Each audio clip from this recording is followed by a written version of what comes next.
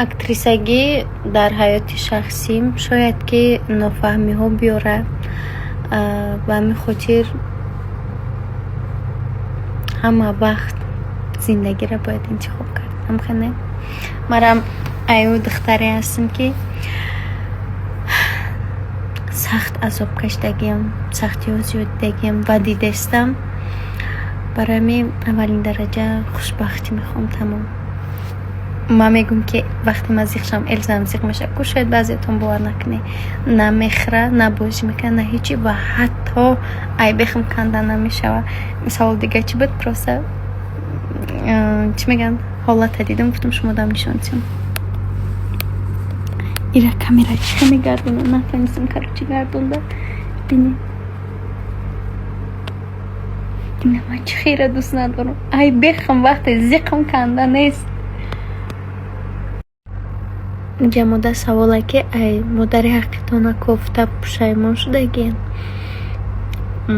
Не, дӯстони азиз, пушаймон шудагӣ нестам. Ба хотире ки иқа сол намедонистам ки очаи ма кияй,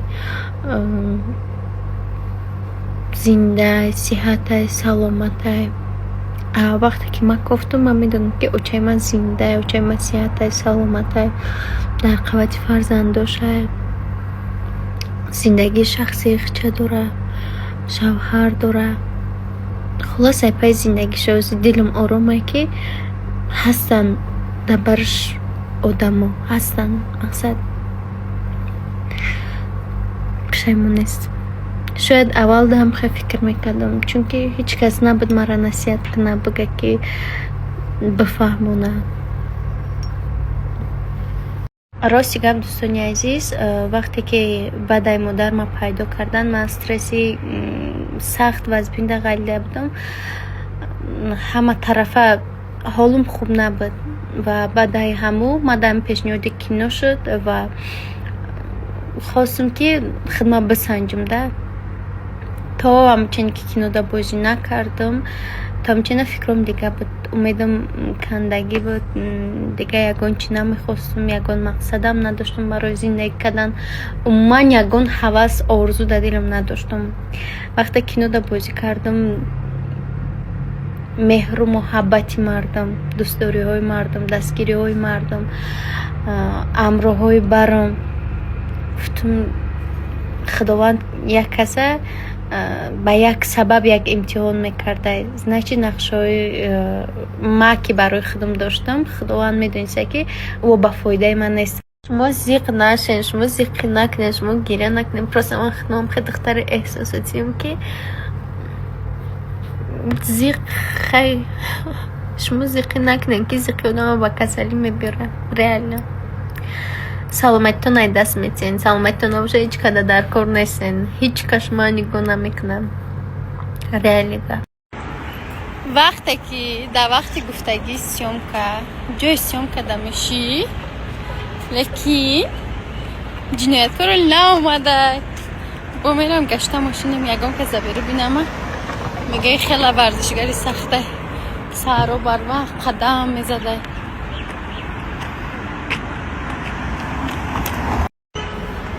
имрӯз сабтои мо мешавад дар опера ва балет.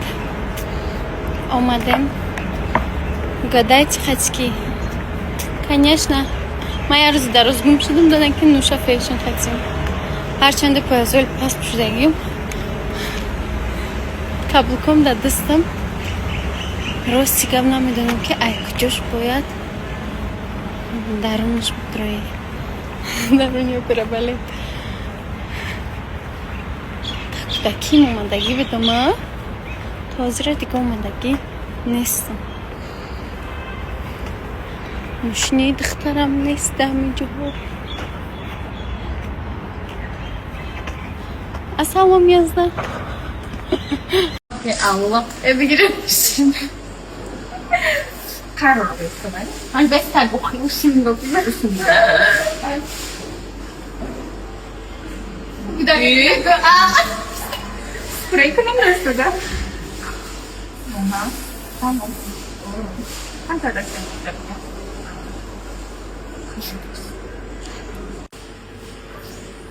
Kung desem de kullandı.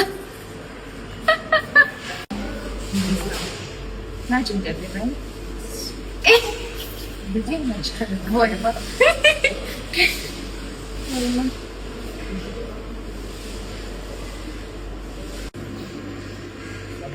Böyle biraz bunlardı. Дина запрос мондам ки ягон шеъри хуб пешниҳод кунед. Бисёр вақт мада подписчиком шеър рӯй мекунад ки апами шеъра сабт кунед, рилс кунед. Ма Дина запрос мондам ки мақсад ягон шеърҳои хуб боша пешниҳод кунед. Ман намедонистам ки дар саҳифаи ман ҳастанд нафарое ки ин қадар шеърҳои зиёд медонанд, ҳам шеърҳои пурмазмун медонанд. бовар кунед айдина ҳамқа нависестанд, ман ҳамқа шеър рӯйм кардестанд. ҳами коро ма буд кардам, ози хона мерам дона дона ҳамаша рӯ бардор мекунам дар дафтарча дар заметка. насиб боша якта сабт хоҳем кард. раҳмати калон, беҳад хурсанд шудам. реально бовар надоштам ки дар саҳифаи ман ин қадар одамои шеърдон бисёр будай. ноумадии кор мегӯянд ко подписчико. саҳар барвақт хестам, коракои хонаама кардам, хай рафтум салон, тайёр шудам, таҷики пӯшидам, бар сар кардам. фикрам ки ҳами ҳаво ай китобучаи ма дилшӯрок шуда гечи. омадам бо гармакак пӯшидам, гуфтам худам грипп бо якбора мазам нагреза. омадам хона ки эрзама камтарак мазаш нашудай, бо қатиҳу будам. барои ҳами чиз камтарак сомкомда дер кардистам. мегӯм ки ё ҳами грипп мара сахти бад дӯстак, ё ма ҳами гриппа сахти бад дӯстак. арӯи грипп чанд қас сомком ақиб задистай, бо насиб карда боша пага барвақти қати чандта саб дорем. лекин грипп айма дур шуда намехоҳад. рафиқи бовафо.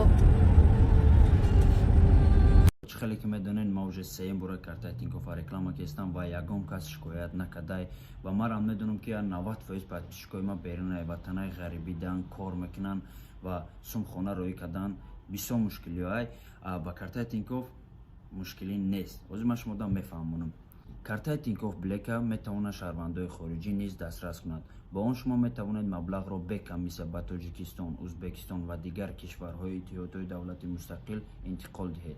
کارتای تینکوف با دیزاینروی نوش اصیلکه که در اپسیون موندگی میتونید بدروین درخواست کنید. کارتا با سراسر روسیه به شما رایگان رسانیده می شود و شما میتوانید از تمام بطری های آن استفاده برید. امکانیت انجام دادن انتقال فوری تا 20,000 روبل در یک ماه به کمیسیون با قرقیزستان، تاجیکستان، ازبکستان و ارمنیا با رقم تلفن توسط برنامه شما فوراً میبینید که چقدر مبلغ با پول ملی به کمیسیون پنهانی به قبول کننده می آید.